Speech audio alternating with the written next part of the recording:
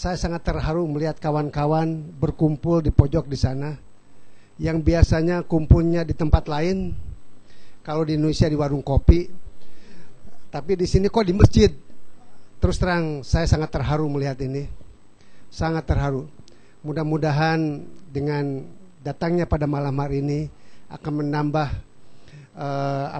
kekuatan untuk lebih sering datang di masjid ini. Hadirin sekalian, pada malam ini agak spesial daripada pengajian biasa karena berkenaan dengan bulan Maulud. Tanggal 12 Rabiul Awal telah lahir salah seorang nabi, salah seorang rasul yang sangat mulia.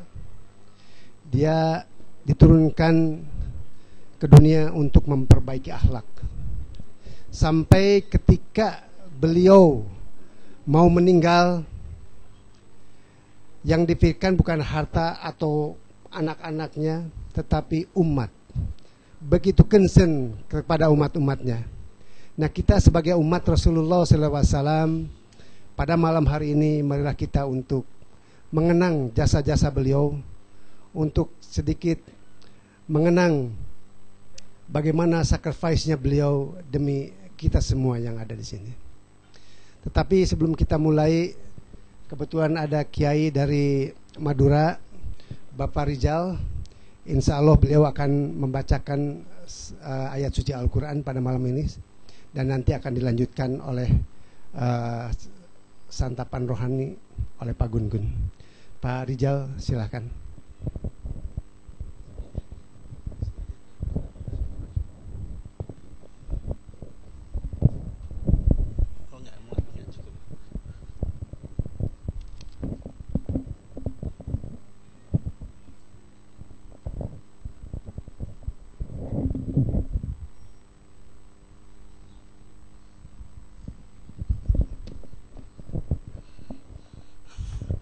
Assalamualaikum warahmatullahi wabarakatuh.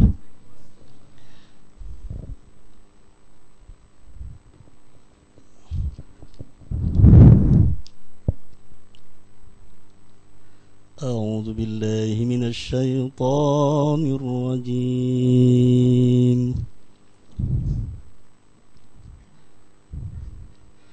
Bismillahirrahmanirrahim.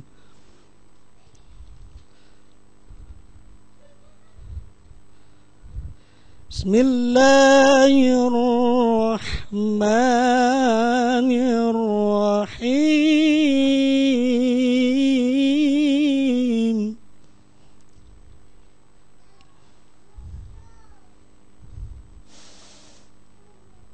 Iqra' bismi rabbikal ladzi khalaq. Khalaqal insana min alaq.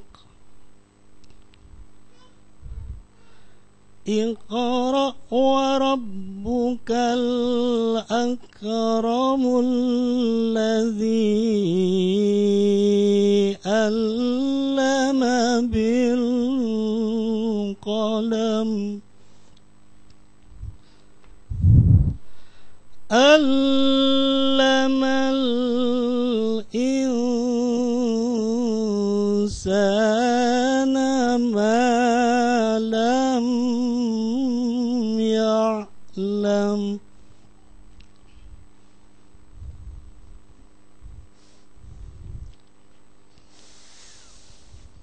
Iqra' bismi rabbikal ladzi khalaqa. Khalaqal insana min 'alaqin. Iqra' wa rabbukal akramul ladzi 'allama bil qalami. 'Allamal insana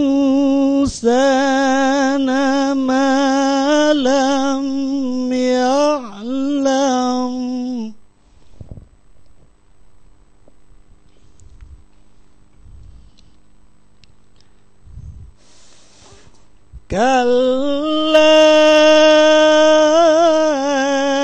إن الإنسان لا يطغى أن رآه استغنى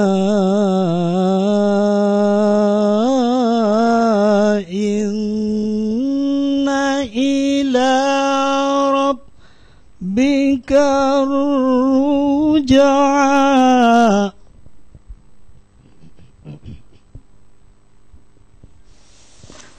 أرأيت الذي ينهى عبدا إذا صلى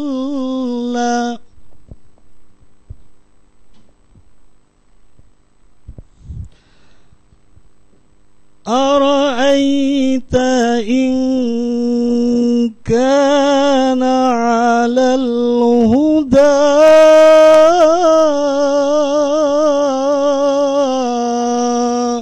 أو أمر بالتقوى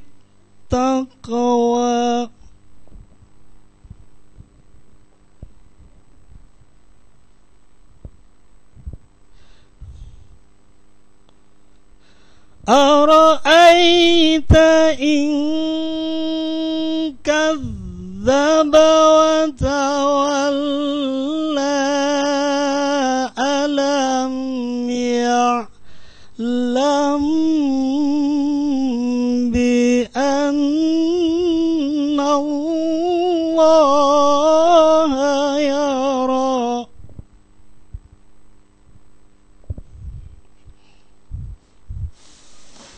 كلا لئن لم ينتهي لنسفعا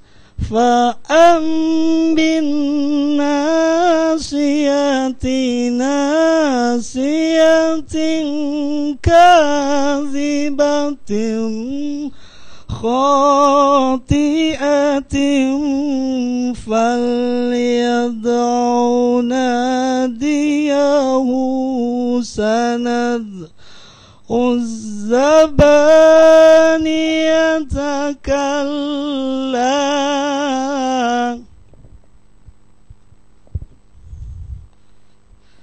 كلا لا تطعه واسجد واقترب صدق الله العظيم. Assalamualaikum warahmatullahi wabarakatuh.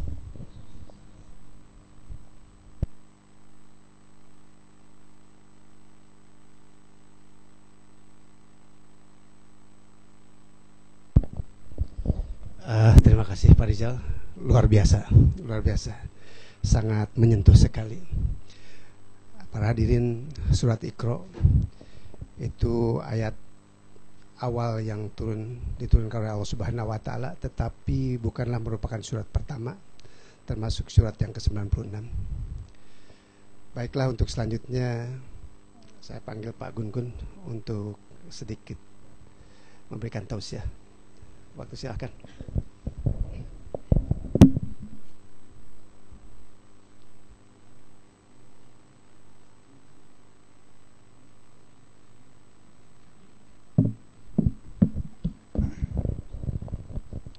Bismillahirrahmanirrahim. Assalamualaikum warahmatullahi wabarakatuh. Innal hamdalillah nahmaduhu wa nasta'inuhu wa nastaghfiruh wa na'udzubillahi minasyururi anfusina wa sayyiati a'malina.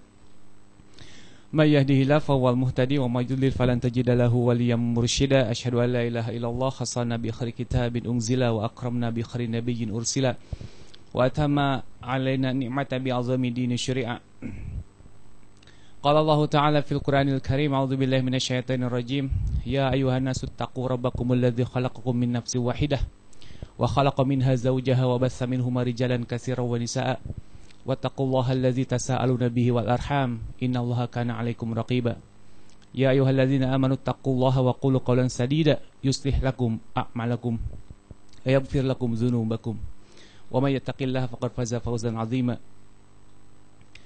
Fa ya ibadallah, fa in asdaqal hadis kitabullah wa khairul hadi hadi Muhammad Rasulullah sallallahu alaihi wasallam wa syarrul umur muhdatsatuha wa khairu muhdatsatin bid'ah wa kullu muhdatsatin bid'atin dhalalah wa kullu dhalalatin finnar. Amma ba'd. Puji dan syukur milik Allah yang telah mengumpulkan kita di majelis ini. Mudah-mudahan berkumpulnya kita di tempat ini tidak hanya sekedar saat atau malam ini saja, tapi mudah-mudahan bisa berkumpul nanti sampai di yaumil akhir di surga Allah Subhanahu wa taala. Amin ya Allah ya rabbal alamin. Hadirin wal hadirat rahimakumullah. Kita sekarang masih berada di bulan Bu? Bulan Rabiul Awal ya Bu ya. Tanggal berapa Bu? Tanggal berapa? Bulan Rabiul Awal tanggal tenang naon Bu, apa Bu? Jangan merasa feeling guilty gitu Bu. Biasa-biasa aja. Biasa-biasa aja. Yang tahu tanggal 28 berarti lihat software biasanya. 28. Lihat software. Tanggal 28 Rabiul Awal atau 27 Rabiul Awal. Karena biasanya selang sehari, apakah lebih cepat atau lebih lambat. Tanggal 28 versi iPhone ya. Versi iPhone tanggal 28. Kalau versi Pak Dadang 29. Karena Pak Dadang biasanya buka puasa lebih cepat 2 hari. Makanya tahu dong. Makanya tanggalnya lebih loncat. Hadirin wa hadirat rahimakumullah, sebagaimana yang terkenal di kita bahwa Rabiul Awal itu merupakan bulan di mana Rasulullah SAW dilahirkan. Itu bulan Rabiul Awal. Para ulama bersepakat bahwa lahirnya Nabi Muhammad SAW itu pada tahun apa Bu? Tahun gajah. Kenapa disebut tahun gajah? Karena pada tahun tersebut Raja Abrahah melakukan penyerangan terhadap Mekah gitu. Disebut tahun gajah. Adapun lahirnya Nabi SAW itu tidak pas pada waktu penyerangan, dan ulama sejarah itu berselisih. Ada yang mengatakan 2 hari setelah penyerangan, ada yang mengatakan 3 hari, ada yang mengatakan 30 hari dan seterusnya. Tapi yang pasti bahwa Nabi SAW itu lahir pada tahun gajah bulan Rabiul Awal. Nah, adapun tanggalnya sebagaimana yang kita yang kita ketahui, dan jumhur mengatakan, jumhur yang lama tapi ya, jumhur yang dulu itu pada tanggal 12 Rabiul Awal.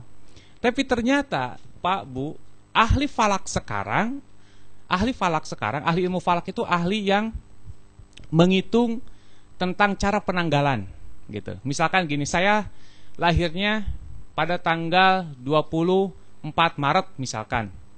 24 Maret tahun 1990 misalkan ya. Contoh, walaupun faktanya seperti itu. Misal. Nah, pingin tahu nih orang-orang, ini bulan hijriahnya bulan apa? Tahun berapa? Nah, itu pakai ilmu falak gitu, ilmu falak. Nah, ternyata menurut ilmu falak sekarang bahwa Nabi Muhammad SAW itu tidak persis tanggal 12 Rabiul Awal gitu. Bisa ditawar lagi. Nah, makanya Imam Ibnu Katsir beliau meriwayatkan 6 pendapat yang mengatakan atau yang yang menyebutkan tentang penanggalan Nabi Muhammad SAW. Jadi, kata Imam Ibnu Katsir, pertama, kata Imam Ibnu Katsir, lahirnya Nabi Muhammad itu adalah awal 2 hari pertama bulan Rabiul Awal. Berarti tanggal 2. Itu pendapat pertama. Ini pun pendapat yang masyhur juga. Ini diwakili oleh Ibnu Abdul Bar rahimahullah dalam kitabnya Al-Isti'ab. Juga diriwayatkan oleh Al-Waqidi dari Abi Ma'syar bin Nujaih dan bin Abdurrahman Al-Madani. Itu pendapat yang pertama yang dikutip oleh Ibnu Katsir. Kemudian yang kedua, ada yang mengatakan 8 hari sesudah awal Rabiul Awal, berarti tanggal 8. Nah, ini dikemukakan oleh Ibnu Hazm, oleh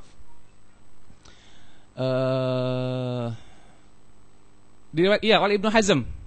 Hal ini diriwayatkan oleh Al-Humaidi dari Ibnu Hazm. Jadi pada tanggal 8 setelah Rabiul Awal. Kemudian ada juga yang mengatakan, kata Ibnu Katsir, tanggal 10 setelah Rabiul Awal gitu. Nah, yang keempat adalah yang paling masyhur karena ini diriwayatkan oleh Ibnu Abbas dan juga oleh Jabir bahwa menurut hitungan mereka Nabi Muhammad SAW itu lahir pada tanggal 12 Rabiul Awal. Nah, pendapat ini yang banyak dipakai oleh ulama-ulama zaman dahulu. Kenapa? Karena diriwayatkan oleh Ibnu Abbas. Akan tetapi kata Ibnu Katsir, riwayat ini tidak menemukan garis yang sahih gitu. Jadi garis periwayatan tentang lahirnya Nabi pada tanggal 12 Rabiul Awal itu bukan termasuk riwayat yang sahih gitu. Jadi masih perlu dipertanyakan tentang kesahihannya. Nah, kemudian kata Ibnu Katsir ada juga yang mengatakan 17 hari setelah Rabiul Awal, berarti tanggal 17. Nah, ini pendapat yang dianut oleh kaum Syiah. Kan di kita juga sekarang udah merebak bahwa Nabi Muhammad itu lahir pada tanggal 17 Rabiul Awal. Nah, ini ternyata pahamnya orang-orang Syiah gitu. Nah, kemudian pendapat yang keenam yang dikutip oleh Imam Ibnu Katsir adalah pada tanggal 8 hari sebelum Rabiul Awal itu berakhir, berarti tanggal 22. Nah, jadi kata Imam Ibnu Katsir bahwa pendapat-pendapat di atas itu tidak menemukan garis riwayat yang sahih. Kenapa? Karena di dalam hadis yang diriwayatkan oleh Ibnu Abbas juga itu terdapat seorang perawi yang putus sanadnya, jadi tidak nyambung gitu. Contoh misalkan gini, saya meriwayatkan hadis dari Pak Osra nih. Pak Osra itu punya anak. Anaknya Pak Osra punya anak lagi. Nah, anaknya Pak Osra ini punya anak lagi. Baru ketemu saya. Wah, mudah banget saya ya, Bu ya. Gitu misalnya. Nah, saya meriwayatkan dari Pak Osra. Kata saya dapat hadis dari Pak Osra gitu kan. Ternyata saya dapat dari buyutnya dari cicitnya Pak Osra. Kemudian saya dapat dari cucunya Pak Osra. Tapi ternyata saya tidak dapat dari anaknya Pak Osra, terputus sanadnya gitu. Nah, kata Ibnu Katsir bahwa tanggal 12 ini pun itu ada garis riwayat yang terputus. Makanya salah seorang ilmu falak yang bernama Profesor Mahmud Basya Al-Falaki, karena Al-Falaki itu gelar yang diberikan kepadanya karena beliau seorang ahli ilmu falak. Sebagaimana disebutkan dalam kitab Al-Kamil fit Tarikh dalam karya Ibnu Athir Profesor Muhammad Sulaiman Al-Mansur Fauri, di dalam kitab yang terkenalnya itu Rohiqul Makhtum atau Sirah Nabawiyah dalam terjemahan bahasa Indonesianya, bahwa yang paling mendekati kebenaran kata ilmu falak zaman sekarang, justru Nabi Muhammad itu lahir tanggal 9 katanya gitu. Yang paling mendekati kebenaran setelah dihitung-hitung gitu ya, Bu ya. Nah, yang tanggal 12 itu malah justru tanggal wafatnya beliau gitu. Jadi tanggal 12 Rabiul Awal itu yang masyhur itu ada tanggal wafatnya Nabi Muhammad SAW. Nah, sementara lahirnya menurut ilmu falak sekarang, menurut ulama-ulama sekarang, karena tidak menutup kemungkinan kan orang-orang sekarang menggali lagi, menghitung lagi. Nah, katanya bahwa Nabi Muhammad SAW itu lahir pada tanggal 9 Rabiul Awal. Wallahu a'lam mana yang benar. Yang penting buat kita bukan tanggal lahirnya, ya Bu ya. Karena Nabi SAW itu tidak pernah menyebutkan kapan tanggal lahirnya, gitu. Iya, Nabi Muhammad juga tidak pernah menyebutkan tanggal lahirnya, gitu. Kalau memang di situ ada faedahnya, kalau memang di situ ada manfaatnya, tentu Nabi Muhammad akan menyebutkan kapan tanggalnya. Betul tidak? Yang bisa memutus perdebatan, yang bisa memutus perselisihan antara para ulama. Kapan tanggal Nabi Muhammad itu dilahirkan? Ternyata Nabi Muhammad tidak memberikan kapan tanggalnya. Bahkan, kalaupun hadis dari Ibnu Abbas itu sahih, Kata Ibnu Katsir, kalau hadis dari Ibnu Abbas dan dari Jabir itu sahih, maka ini cukup buat menjadi penengah atau menjadi hakim dalam memutus perdebatan orang-orang berpendapat tentang tanggal lahirnya Nabi Muhammad SAW. Tentu buat kita tidak penting mengetahui bagaimana silsilah Nabi SAW, tapi tentu ada yang lebih penting lagi daripada hanya sekedar mengetahui tanggalnya. Ada yang lebih penting lagi tentu ya Bu ya, gitu. Bahkan kalau kita ditanya bulannya saja kan kadang kita nggak tahu gitu ya Bu ya, bulannya aja, aduh bulan apa ya Nabi Muhammad lahir, taunya tahun gajah aja, tahun gajah gitu. Taunya tahun gajah, Nabi Muhammad lahir tahun gajah, udah aja cukup gitu. Bulannya bulan apa? Pas gitu jatuhnya April, oh bulan April. Padahal bulan Rabiul Awal. Itu dari sisi kelahiran Nabi SAW, bahwa yang penting buat kita itu bukan mengetahui hari lahirnya, tapi yang penting buat kita adalah mengetahui bagaimana ajaran Rasulullah SAW. Hadirin wa hadirat rahimakumullah, saya ingin menyebutkan sebuah hadis dari Anas radhiyallahu an. Anas ini sahabat Nabi, pembantu Nabi, maula Nabi yang sering melayani Rasulullah SAW sejak kecil. Jadi Anas bin Malik ini sahabat Nabi yang sejak umur 10 tahun itu sudah disiapkan oleh ibunya untuk membantu Rasulullah SAW. Makanya Anas bin Malik ini salah satu sahabat Nabi yang paling banyak meriwayatkan hadis. Anas radhiyallahu an berkata, kata Anas, ketika Rasulullah SAW wafat, beberapa hari kemudian Abu Bakar As-Siddiq dan Umar radhiyallahu anhuma itu mendatangi Ummu Aiman. Ummu Aiman ini ibu asuhnya Rasulullah sallallahu alaihi wasallam. Kemudian Kenapa Abu Bakar dan Umar mengunjungi Ummu Aiman? Karena Abu Bakar itu ingin mengikuti jejak Rasulullah SAW. Karena Rasulullah SAW senantiasa mengunjungi Ummu Aiman. Inilah sahabat. Bagaimana sahabat itu mengikuti Rasulullah SAW sampai mengunjungi orang yang dicintai oleh Rasulullah SAW. Abu Bakar dan Umar berdua mendatangi Ummu Aiman. Kenapa? Karena kebiasaan Rasulullah SAW senantiasa mengunjungi Ummu Aiman. Ummu Aiman, bab ibunya Aiman ya. Sayang Pak Aiman nggak ada di sini. Kemudian ketika Ummu Aiman ada di rumahnya, kemudian Abu Bakar datang sama Umar bin Khattab. Ketika sampai di rumahnya, Abu Bakar dan Umar mendapati Ummu Aiman ini sedang menangis. Sedang nangis. Kemudian kata Abu Bakar sama Umar bertanya, "Kenapa engkau menangis wahai Ummu Aiman?" katanya.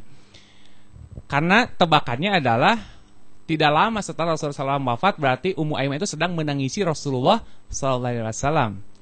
"Kenapa engkau menangis wahai Ummu Aiman?" kata Abu Bakar dan Umar. "Bukankah apa yang ada di sisi Allah itu lebih baik? Bukankah apa yang ada di sisi Allah itu lebih baik buat Rasulullah SAW?" Kemudian Ummu Aiman menjawab, "Aku menangis bukan karena tidak tahu bahwa apa yang ada di sisi Rasulullah SAW itu jauh lebih baik daripada yang ada di dunia." Kemudian kata Ummu Aiman, "Namun aku menangis karena apa? Karena terhentinya wahyu dari langit sehingga aku menangis." Coba, sahabat Nabi, sahabiah Nabi, pengasuh Nabi menangis karena apa? Karena terhentinya wahyu dari langit. Ternyata ucapan tersebut membuat Abu Bakar dan Umar pun turut menangis. Bagaimana para sahabat itu mengagung-agungkan ucapan Nabi sallallahu alaihi wasallam. Mengagung-agungkan ucapan Nabi sallallahu alaihi wasallam, sehingga ketika Nabi sallallahu alaihi wasallam wafat, yang ditangisi adalah firman-firman Allah. Tidak turun lagi melalui mulut Nabi Muhammad sallallahu alaihi wasallam.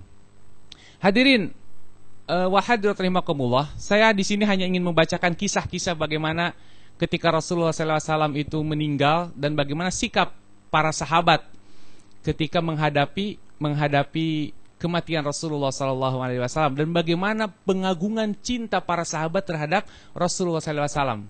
Nah kita, maaf kalau saya saya baru menilai ya secara personal, secara pribadi, bahwa umat Islam di Indonesia itu mencintai Rasulullah itu hanya sebatas yaitu tadi mengenal hari kelahirannya saja gitu kan. Tapi tidak mengambil pelajaran bagaimana Rasulullah SAW itu ketika beliau masih hidup. Bagaimana kita mengambil pelajaran dari sikap para sahabat ketika Rasulullah SAW masih hidup. Banyak nanti hadis-hadis yang begitu menarik kalau kita kaji. Bagaimana para sahabat itu mendiamkan sahabat yang lain karena bertanya tentang hadis Nabi. Gitu. Jadi gini Bu, Nabi itu pernah bersabda kepada sahabatnya, "Wahai sahabatku, jangan kalian memburu binatang dengan cara al-khazaf." Khazaf itu apa ya? Khazaf itu perangkap. Diperangkap yang membuat yang membuat binatang itu patah tulangnya atau rusak giginya gitu. Jadi nggak boleh gitu kata Nabi, nggak boleh seseorang itu memburu binatang dengan cara khazfun lah. Jadi memburu binatang tapi dengan cara merangkap. Kalau kita kan senang merangkap tikus ya Bu ya. Kalau kita dapat tikus senang tuh. Wah, senteg kalau kata Pak Ade Mas, senteg. Jadi kalau senteg itu apa? Kejepit lah gitu ya, kejepit kakinya atau mungkin pokoknya yang merusak anggota tubuhnya. Kata Nabi, kalian tidak boleh memburu binatang seperti itu gitu. Kemudian sahabat Nabi yang bernama Abdullah ibnu Mughaffar meriwayatkan hadis ini kepada sahabat yang lain.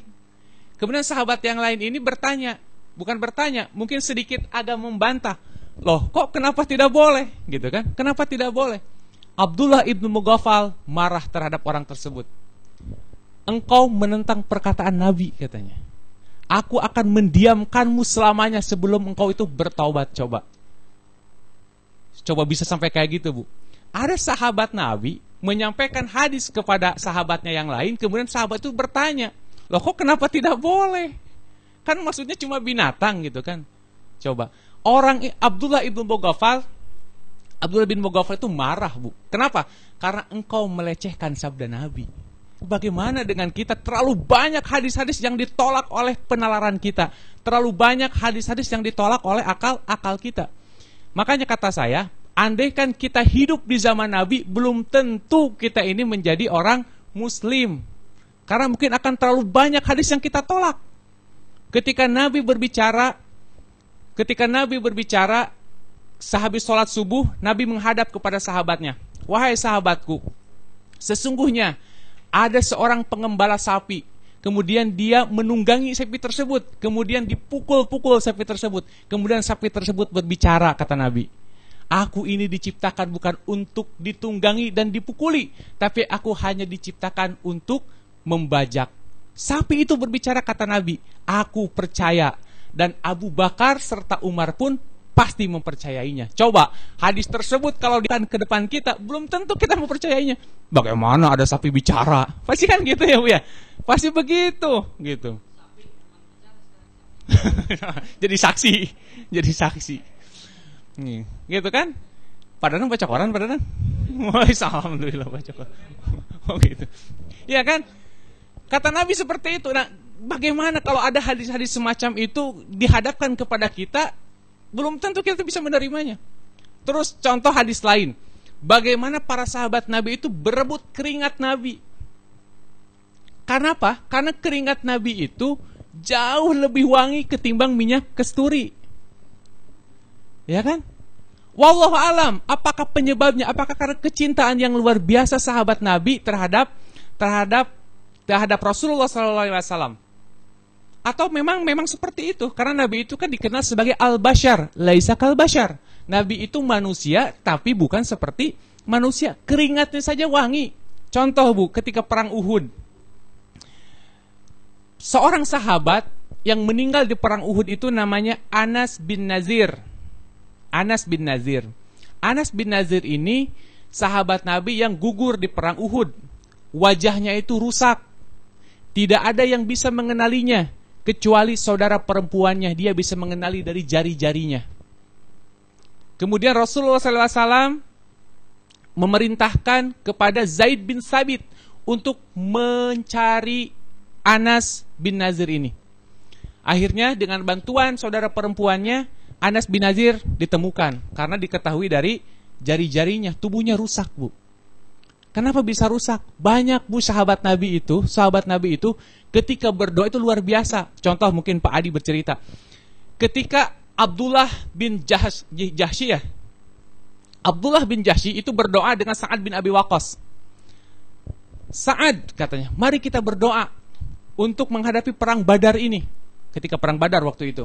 Kemudian Sa'ad berdoa, ya Allah, hadapkanlah aku dengan musuh yang kuat, hadapkanlah aku dengan musuh yang tinggi besar, di mana dia melawanku dan aku pun melawannya. Akan tetapi berikan aku kekuatan untuk mengalahkan musuh yang besar itu, sehingga aku bisa membunuhnya dan mengambil rampasannya, sehingga aku menjadi orang yang menang, kata Sa'ad bin Abi Waqqas dalam doanya.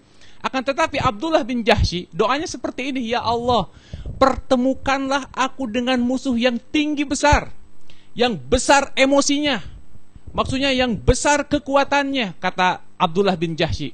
Pertemukan aku di mana dia melawanku, kemudian dia menebas batang hidungku dan memotong telingaku. Doanya seperti itu. Sehingga nanti ketika aku di akhirat, aku bisa menunjukkan, ya Allah, hidungku hilang di jalanmu. Ya Allah, telingaku hilang karena di jalanmu. Ya Allah, kabulkanlah doaku. Saat menguping doanya Abdullah bin Jahsy. Ya Allah, sesungguhnya doa Abdullah bin Jahsy jauh lebih bagus daripada doaku. Betul, Bu.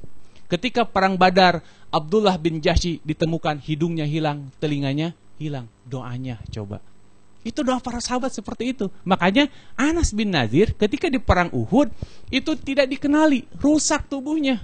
Mungkin doanya itu biar anggota tubuhnya menjadi saksi di hadapan Allah Subhanahu wa taala, menjadi saksi. Al-yauma nakhtimu ala afwahihim wa tukallimuna aydihim wa tashhadu arjuluhum bima kanu yaksibun. Semua tangan, mulut, kaki akan berbicara, kulit kita akan berbicara menjadi saksi. Bangga para sahabat itu ketika kehilangan anggota tubuhnya. Salah seorang sahabat Nabi yang ketika melakukan perjalanan kemudian terperosok. Ada yang menggigit kakinya, kemudian harus diamputasi, dipotong, jeblet, dipotong. Kemudian dia ciumi kakinya tersebut, diciumi. Alhamdulillah ya Allah, selama ini kaki ini tidak pernah bermaksiat kepada Engkau, sehingga aku bangga dengan terputusnya kakiku ini karena mendahuluiku untuk menemuimu. Coba, sahabat Nabi luar biasa, sahabat Nabi itu. Kemudian Anas bin Nazir ini ditemukan oleh Zaid bin Sabit dalam keadaan yang tidak dikenali. Kemudian dalam keadaan sakaratul maut, kemudian lapor kepada Rasulullah SAW, Zaid bin Sabit, ya Rasulullah, inilah Anas bin Nazir. Kemudian Rasulullah SAW mengucapkan salam kepada Anas bin Nazir. Kemudian Anas bin Nazir menjawab salam Rasulullah SAW. Kemudian kata Anas bin Nazir ketika dia sakaratul maut, aku mencium bau surga, katanya. Kata siapa? Kata Anas bin Nazir, aku mencium bau surga. Dia tidak mengenali Rasulullah SAW, tapi dia mengenali karena baunya Rasulullah SAW. Aku mencium bau surga. Sampai-sampai Anas bin Nazir dalam keadaan sekarat mengatakan, la udhra lakum indallahi ayyukhlasu ila Rasulillahi SAW wa fikum syafarun yutrufu. Kata Anas bin Nazir, la udhra lakum indallah, tidak ada uzur bagi kalian di sisi Allah, katanya. Ayyukhlasu ila Rasulillah wa fikum syafarun yutrufu. Kata Anas bin Nazir, sesungguhnya tidak ada uzur bagi kalian yang merasa beriman kepada Allah, dan Rasulnya. Tidak ada uzur apabila kalian dihadapkan oleh Allah. Maksudnya apabila kalian melihat, apabila kalian menyaksikan satu keburukan menimpa Rasulullah SAW, sedang kalian itu masih ada nyawa, masih bisa berkedip, katanya. Tidak ada uzur, tidak ada alasan. Ini kata Anas bin Nadir dalam keadaan sekarat. Tidak ada alasan bagi kalian, selama kalian masih berkedip, kemudian kalian melihat Rasulullah itu mendapatkan luka. Tidak ada uzur kalian untuk diam, itu tidak ada uzur. Selama masih berkedip, kalian harus membela Rasulullah SAW.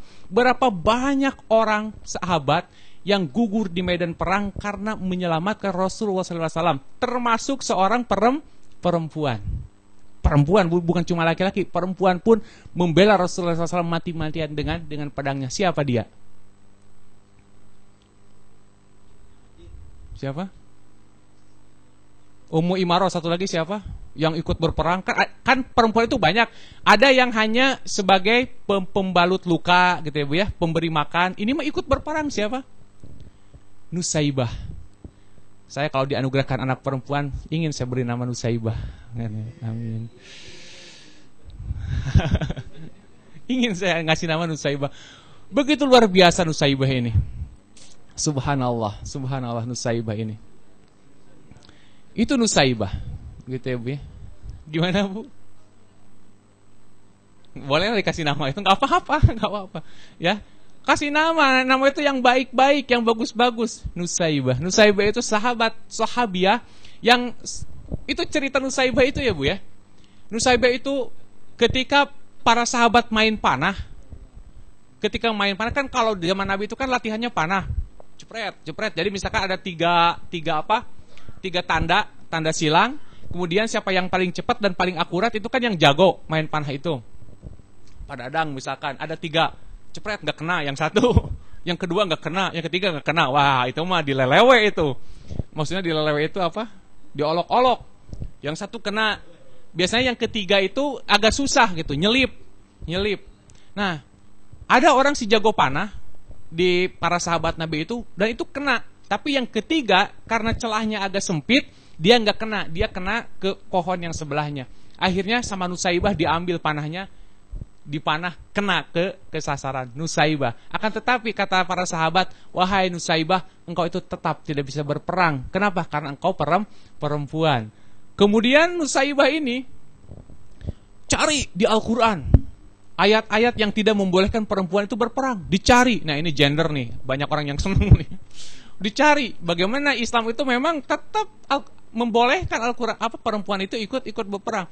Akhirnya dia cari, tanya ke Baro bin Malik. Kemudian kata siapa? Kata Nusaibah, wahai Baro, sampaikanlah kepada Rasulullah SAW, aku ingin menemuinya, katanya. Kemudian menemuinya, Nusaibah akhirnya menemui Rasulullah SAW, biar diikut sertakan untuk berperang. Rasulullah terdiam, tidak ngasih jawaban. Kenapa? Karena jawaban Rasul itu bukan nafsunya, tapi jawaban Rasul itu harus wahyu. Beberapa hari kemudian Baro bin Malik datang menemui Nusaibah, wahai Nusaibah, engkau diperbolehkan man kana yu'minu billahi wal yaumil akhir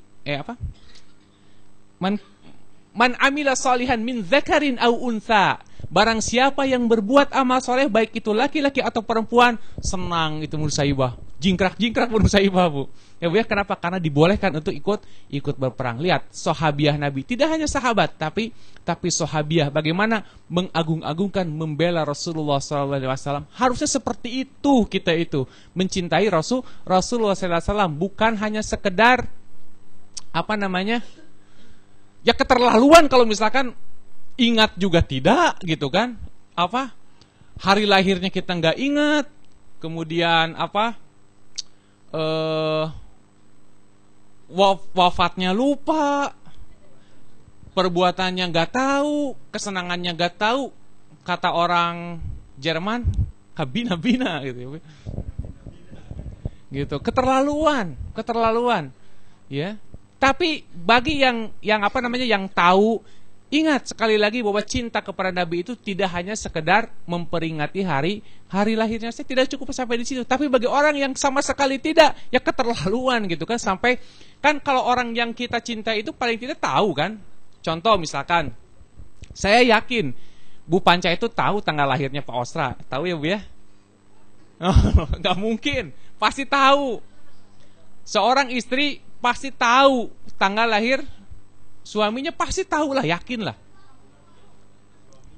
Kecuali kalau suaminya yang lupa. Nah, itu dipertanyakan itu. Harus maksudnya orang yang mencintai itu kan innal muhib, sesungguhnya orang yang mencintai itu muti', senantiasa mengikuti, senantiasa taat, apapun yang dikerjakan, apapun yang disenangi pasti diketahui. Betul tidak? Ya kan? Cok ibu, sebau-baunya keringat suami, tapi nggak mungkin ibu itu mau ongkek di hadapan suami. Sok. Betul tidak? Iya. Jadi sebau-bau keringat suami, tidak mungkin ibu memperlihatkan ketidaksukaan kemudian ibu itu mau ongkek. Nggak mungkin. Tetap aja parfum, iya kan? Betul tidak, Bu? Kenapa? Karena ada unsur hub, karena ada unsur cinta, gitu. Karena ada unsur cinta, gitu. Sekeras-kerasnya suami ngorok, gitu kan? Nggak akan mungkin ibu itu ngasih air panas ke mulutnya, nggak mungkin. Atau kasih garam, cicing gandeng, nggak mungkin. Gak mungkin. Kenapa? Cinta. Apalagi kepada Nabi SAW, gitu. Apalagi bagaimana kita disebut cinta terhadap Nabi sementara biografinya yang singkat saja kita tidak mengenalnya. Makanya wajib tuh Bu hadir Jumat malam itu mendengarkan sirah nabawiyah dari Pak Adi. Kenapa? Karena biar kita tahu gitu bagaimana perjalanan Nabi. Penting sejarah itu, penting. Karena ada yang mengatakan bahwa orang itu bisa menjadi soleh juga karena dia mengetahui sejarah, karena dia bisa mengambil pelajaran-pelajaran hidup dari orang-orang yang telah lalu, gitu. Ya Bu, ya penting tuh sejarah itu.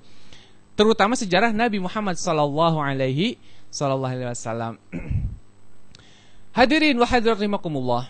Jadi bukti cinta terhadap Nabi sallallahu alaihi wasallam itu harus dibuktikan paling tidak dengan dua hal.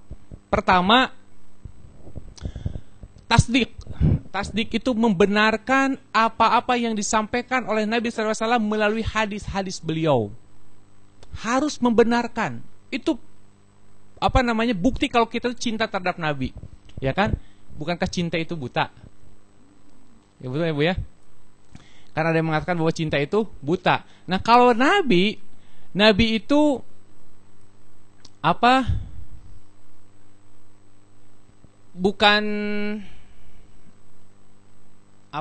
bukan buta yang sembarangan. Tapi kalau cinta terhadap Nabi itu adalah cinta yang dibimbing oleh wahyu, yang dibimbing oleh keharusan dari Allah Subhanahu wa taala. Ya kan? Itu. Jadi harus membenarkan apapun ucapan Nabi sallallahu alaihi wasallam. Sebagaimana ucapan seorang suami walaupun ngegombal terhadap istrinya itu pasti dibenarkan oleh istrinya. Betul tidak Bu? Betul Bu, bohong Bu. Misalkan ibu nih, kata suami ibu teh, aduh ibu teh mancung, misalnya padahal ibu teh nggak mancung, tapi dibenarkan oleh ibu. Ibu itu seneng, alhamdulillah gitu kan. Padahal nggak mancung amat ibu itu. Tapi kenapa? Mancungnya ke bawah. Maksudnya pasti seneng gitu. Perempuan itu kan senang dipuji-puji kan, senang senang disanjung-sanjung gitu. Perempuan itu senang disanjung-sanjung, makanya apapun yang dikatakan oleh suami biasanya ibu itu membenarkan walaupun ucapannya itu adalah kebohongan gitu. Walaupun sebenarnya fitnah gitu ya. Gitu, walaupun fitnah tapi itu benar aja. Sama seperti seorang suami yang minta izin kepada istrinya itu untuk untuk nikah lagi lah, contoh. Nah, ibu yang bilang contoh. Kan biasanya kan kalau perempuan kalau laki-laki itu kalau ada maunya itu tidak pernah langsung, betul tidak Bu? Tidak pernah langsung, tapi pakai muqaddimah. Pakai taktik, pakai cara. Saya baca ada sebuah ada sebuah puisi yang disampaikan oleh seorang suami yang ingin melakukan itu jadi ingat saya jadi ingin melakukan poligami. Kemudian kata si suaminya tuh, istriku katanya jika engkau bumi, katanya, jika engkau bumi, akulah mentari, katanya gitu. Jika engkau bumi, akulah mentari. Catat Pak Alifani. Tong dipelongkeun wae. Catat. Ya. Jadi istriku, jika engkau bumi, akulah mentari, katanya gitu. Aku akan menyinari kamu, katanya gitu kan? Kata suaminya. Dan apa? Dan engkau itu akan senantiasa mengharapkan hangatnya sinarku, kata suaminya kepada istrinya. Lalu terbesik di dalam hatiku, kata suaminya itu, bukankah Tuhan menciptakan aku bukan hanya untuk bumi, kata matahari kan, gitu kan? Jadi terbesik di dalam hatiku, bukankah Tuhan itu menciptakan matahari tidak hanya untuk menyinari bumi, katanya. Ternyata ada planet-planet lain yang juga mengharapkan sinarku, katanya gitu kan? Kata si suaminya. Jadi kata suaminya, relakanlah aku menyinari planet lain. Merasakan hangatnya sinarku, merasakan faedah keberadaanku, katanya. Karena sudah kodrati dan Tuhan pun tak marah, katanya gitu. Kenapa? Karena matahari diciptakan tidak hanya untuk bumi, kata suaminya. Udah gitu kata istrinya juga menjawab dengan puisi juga. Wahai suamiku, katanya, bila kau memang mentari, sang surya penebar cahaya, aku rela kau berikan sinarmu kepada seluruh planet yang pernah Tuhan ciptakan. Karena mereka juga seperti aku, butuh penyinaran. Dan aku pun juga tak akan merasa kurang dengan pencahayaanmu, katanya. Kemudian, tapi, pakai tanda seru banyak ya Bu ya. Tapi, kata istrinya, bila kau hanya sejengkal lilin berkekuatan 5 watt, jangan bermimpi menyinari planet lain, katanya.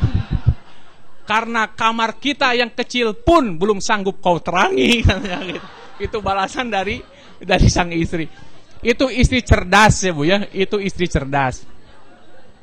Jadi apa? Jadi istri itu ketika ada suami yang ngegombal jangan marah dulu gitu ya. Belum apa-apa udah marah, udah defensif duluan kan? Gak usah, dengarkan dulu. Iya kan, pakai bahasa mentari segala macam. Oke, kalau engkau mentari nggak apa-apa, engkau menyinari planet yang lain. Tapi kalau engkau cuma lilin 5 watt, katanya, jangan berharap menyinari planet lain. Kamar kita pun yang kecil belum engkau sanggup terangi. Nah itu Bu ya, buat bapak-bapak yang agak cunihin. Gitu.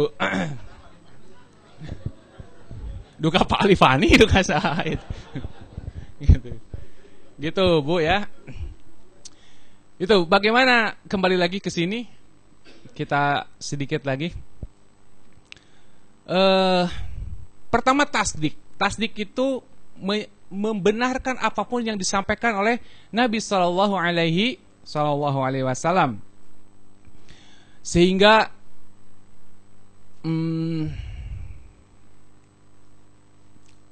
dan pembenaran ini itu harus didasari oleh kecintaan dan pengagungan terhadap Nabi Sallallahu Alaihi Wasallam. Kita baca beberapa kisah.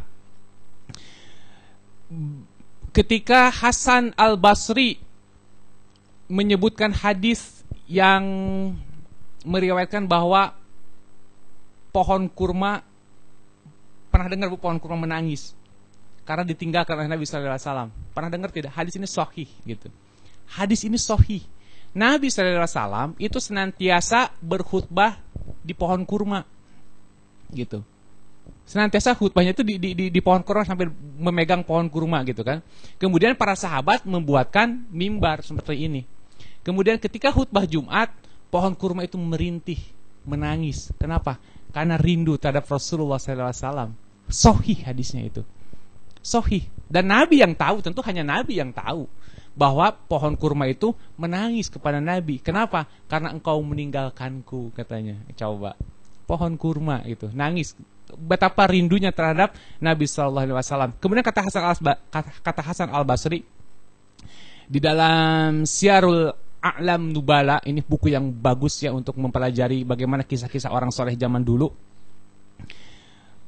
Kata beliau, wahai kaum muslimin, katanya, kayu saja merintih merindukan Nabi Sallallahu Alaihi Wasallam. gitu. Karena dia itu merasakan kerinduan yang besar terhadap Nabi sallallahu alaihi wasallam. Sementara kalian, wahai umat Islam, kalian itu jauh lebih berhak merasakan rindu terhadap Nabi sallallahu alaihi wasallam dibandingkan kayu tersebut. Kayu itu tidak menerima ajaran loh, Bu. Sementara kita ini menerima ajaran dari Nabi sallallahu alaihi wasallam. Makanya kita itu lebih berhak, lebih pantas untuk merindukan Rasulullah sallallahu alaihi wasallam. Itu. Contoh lain, bagaimana pengagungan Imam Malik. Imam Malik salah satu imam mazhab yang terkenal. Salah satu imam mazhab, gurunya Imam Syafi'i. Imam Malik itu ketika dia ingin menyampaikan hadis, dia itu senantiasa berpakaian rapi, berpakaian indah. Kemudian dia senantiasa menyisir jenggot-jenggotnya, gitu. Kemudian beliau ditanya, dan dia itu berwudu dulu ketika beliau ingin menyampaikan hadis dari Nabi. Kenapa? Karena aku mengagungkan hadis Rasulullah sallallahu alaihi wasallam. Kenapa? Karena menganggap bahwa Rasulullah itu sedang berbicara terhadapnya. Coba, pengagungan Nabi. Kita ketika dibacakan hadis, kemana gitu kan ya Bu ya, ngelantur kemana, kemudian pertanyaannya pertanyaan ngebantah, pertanyaannya pertanyaan ngeyel gitu kan, untuk menghindar. Sementara ulama-ulama zaman dulu ketika dibacakan Nabi, dia mempersiapkan diri bagaimana membaca hadis Nabi tersebut. Contoh lain dari kalangan tabi'in, misalkan Ahmad bin Sulaiman Al-Qattan, dia itu kalau mengajarkan hadis, dia sedang ini. Ketika gurunya atau sahabatnya lah, Abdurrahman bin Mahdi, dia itu kalau mengajar hadis, kemudian dia datang ke sebuah majelis, kemudian di dalam majelis itu ada ketika dia mau menyampaikan hadis dari Nabi itu, meriwayatkan hadis. Kalau zaman dulu kan ngucapin hadis itu kan riwayah ya Bu ya, beriwayat gitu dari si anu, sehingga para jamaah itu dia bisa meriwayatkan hadis lagi secara sanadnya tidak terputus. Kalau misalkan ada orang yang sedang berbicara dan sedang meruncingkan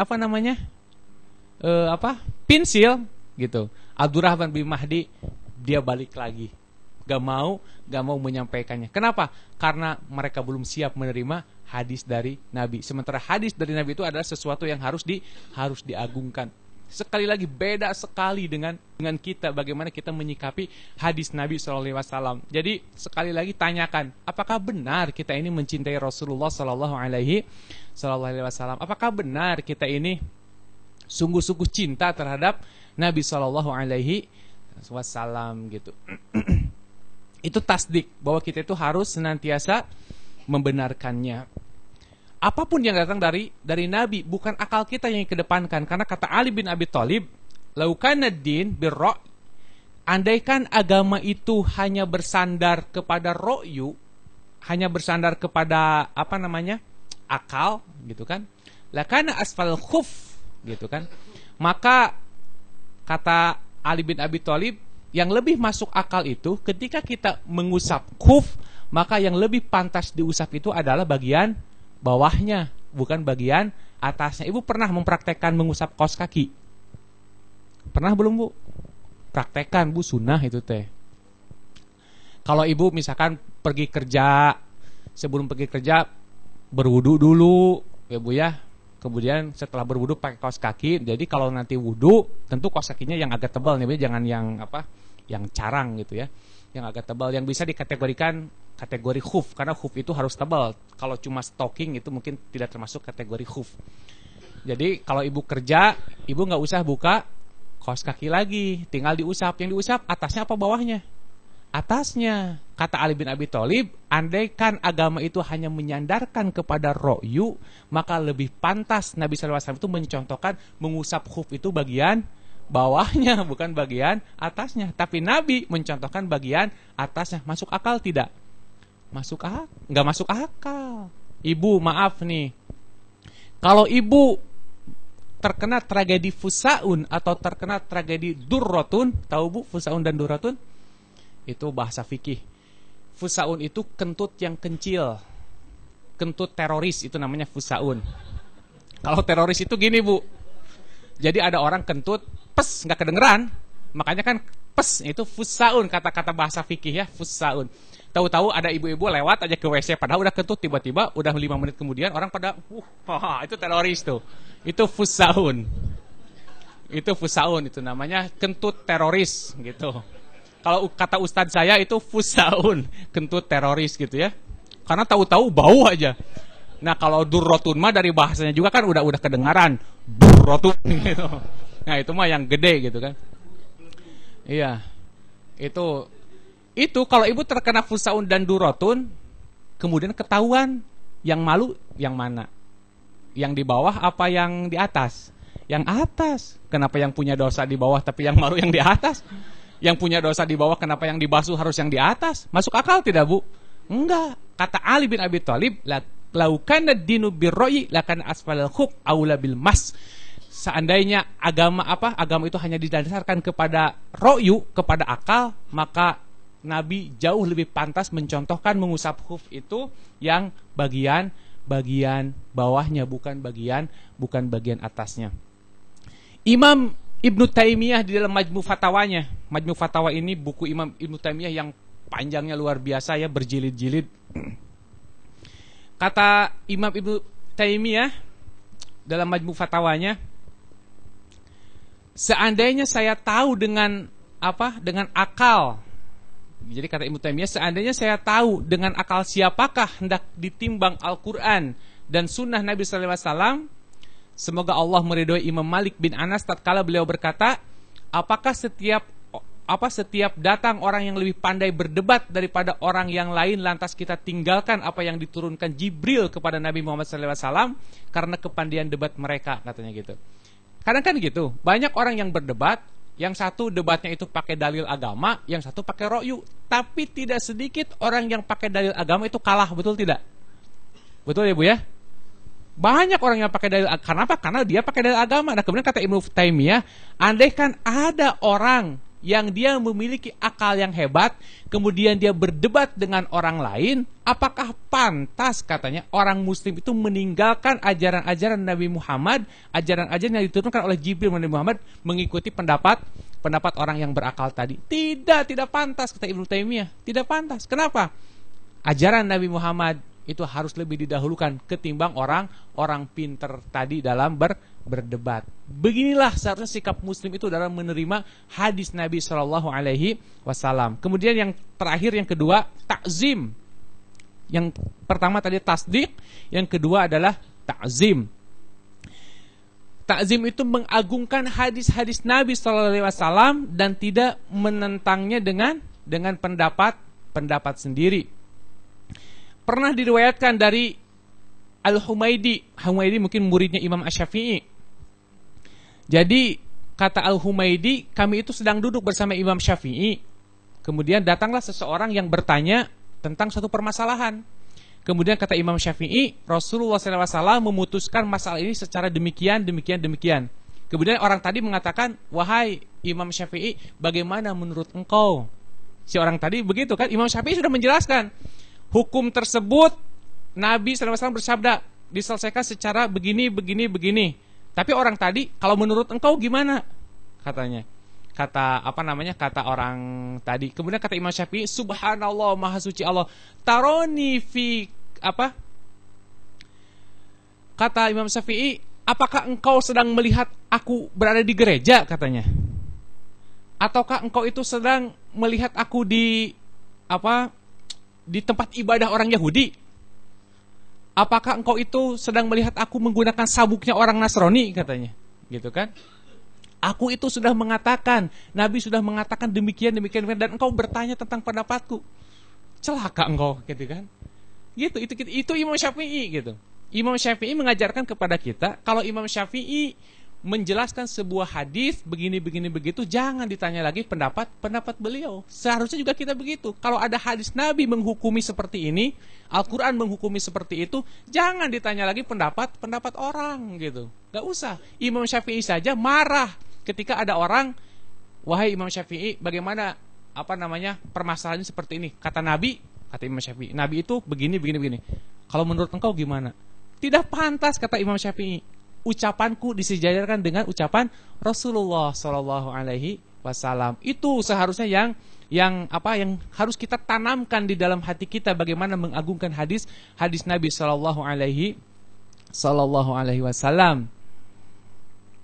Contoh lain misalkan, ketika ada orang yang bertanya tentang boleh atau tidaknya beristinja dengan tulang, gitu kan? Kan orang suka pakai akal nih ngejar-ngejarnya. Ada orang yang beristinja pakai tulang, gitu kan? Jadi dari Abu Husain Al-Tabsi, kata Abu Husain, saya mendengar Sa'id Al-Astighri berkata, dan tatkala itu sedang ada orang yang bertanya kepadanya, apakah boleh beristinja dengan tulang, katanya. Bukan tulang Medan ya Bu ya, bukan tulang Medan. Kemudian Abu Sa'id menjawab, tidak boleh. Orang itu berkata, kenapa tidak boleh beristinja dengan tulang?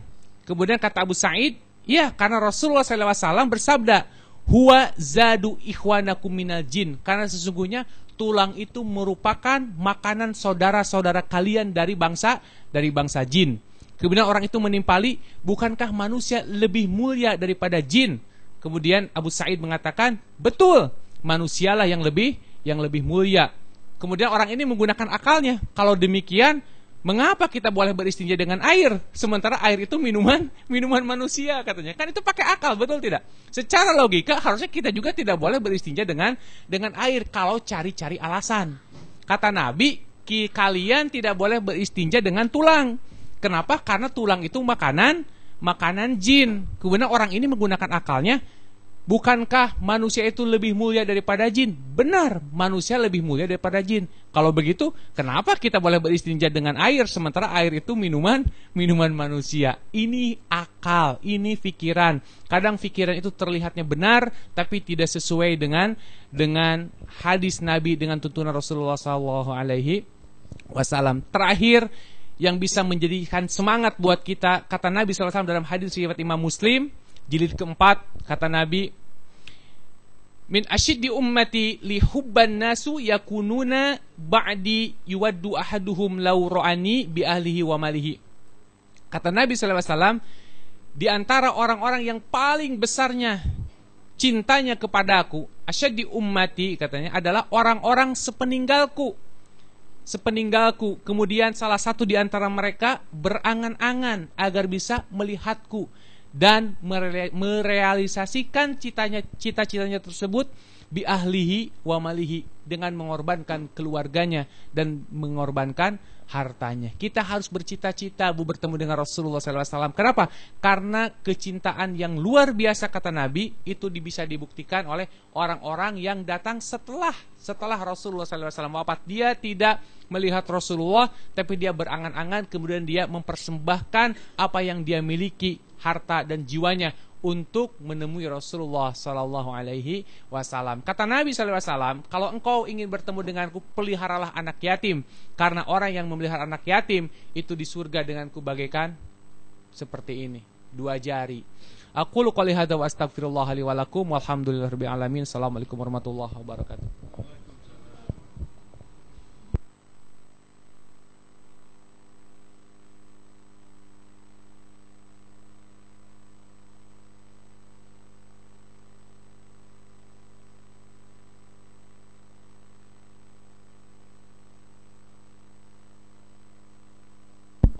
Assalamualaikum warahmatullahi wabarakatuh. Hadirin sekalian, luar biasa ya, kalau kita mendengar kisah-kisah Rasulullah ini. Itu hanya sebagian kecil yang disampaikan oleh Pak Ustadz Gun-Gun. Banyak sekali kisah-kisah Rasulullah yang menjadi teladan bagi kita. Saya sering teringat ketika Siti Aisyah setelah Rasulullah SAW beberapa saat meninggal dunia, Siti Aisyah didatangi oleh beberapa orang tamu. Kemudian tamu itu menanyakan kepada Siti Aisyah, ya Aisyah, coba sampaikanlah kepada kami perbuatan apa yang paling indah dari Rasulullah SAW. Siti Aisyah ditanya demikian, bukannya menjawab, malahan dia menangis. Tapi tidak lama kemudian dia mengatakan, kana kulu ajabah, dia bilang, semua kelakuannya itu sangat indah. Bahkan untuk menyembah Tuhannya pun Dia minta izin kepadaku. Ketika itu aku di dalam dekapannya. Rasulullah SAW minta izin kepadaku untuk sholat tahajud. Apa kata Siti Aisyah? Ya Rasulullah, sebetulnya saya itu sangat senang di dalam dekapanmu, tetapi aku lebih senang ketika melihat engkau menyembah Tuhan. Luar biasa kisah-kisah Rasulullah ini, hadirin sekalian. Mudah-mudahan pertemuan pada malam ini akan meningkatkan ibadah kita kepada Allah Subhanahu wa taala, untuk menambah keyakinan kita kepada Rasulullah SAW. Dan mudah-mudahan insya Allah kita bulan depan dipertemukan kembali di tempat yang sama. Mungkin tanggal 2 atau tanggal 9? Tanggal 9 Maret insya Allah kita ketemu lagi dalam waktu yang sama. Hadirin sekalian, ada di antara saudara-saudara kita yang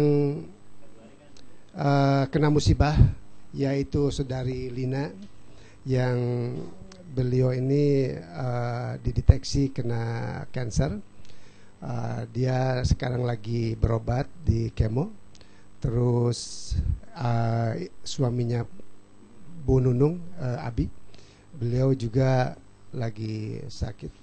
Jadi marilah kita bersama-sama untuk mendoakan supaya Allah Subhanahu wa taala memberikan yang terbaik. Semoga cepat sembuh bagi mereka. Mungkin Pak Abu, tolong dipimpin doanya Pak Abu.